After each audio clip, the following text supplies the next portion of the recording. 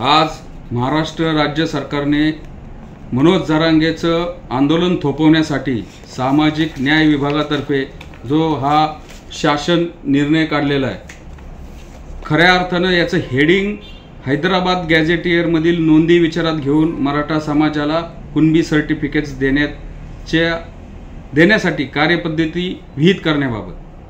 पण हा GR महाराष्ट्र अनुसूचित जाती, अनुसूचित जमाती, विमुक्त जाती, भटक्या जाती, इतर मागासवर्ग व SBC विशेष मागासवर्ग यांचे जातीचे दाखले देण्याचा जो अधिनियम आहे, तर त्याच्यामध्ये सुधारणा करण्यासाठी हा GR काढलेला आहे.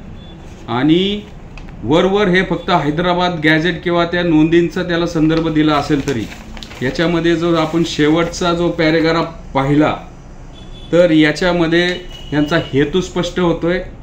याच्यामध्ये स्पष्टपणे लिहिलेलं आहे की अशा स्थानिक चौकशीमध्ये संबंधित जातीचा दावा करणाऱ्या व्यक्तीच्या गावातील, कुळातील, नातेसंबंधातील व्यक्तींना कुणबी जातीचे प्रमाणपत्र मिळाले असल्यास आणि कुणबी असल्याचे प्रतिज्ञापत्र देण्यास ते तयार असल्यास तसे प्रतिज्ञापत्र घेऊन कुणबी जातीचा दाखला देण्यात यावा. म्हणजेच ह्याचा अर्थ समजून घ्यायचा, राज्य सरकारने जो सगळे सोयरेचा ड्राफ्ट आणला होता, ड्राफ्ट नोटिफिकेशन, आणि त्याला ओबीसींनी 8 लाख हरकती घेतल्या होत्या, तोच सगळे सोयरेचा कायदा फक्त शब्द बदलले.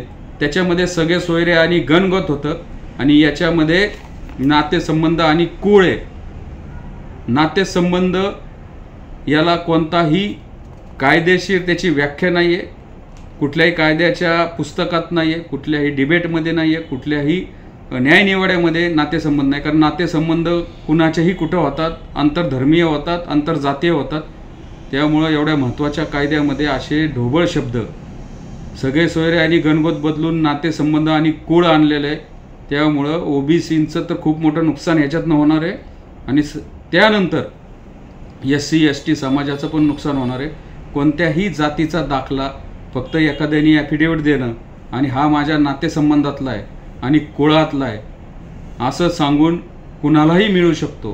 त्यामुळं या शासन निर्णयाला आमचा तीव्र विरोध असणार आहे.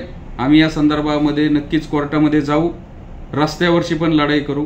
ओबीसीचा केसाने गळा कापलेला आहे. हैदराबाद गॅझेटरच्या खाली सगळे सोयरेचा कायदा परत आणलेला आहे, याचा आम्ही निषेध करतो. धन्यवाद.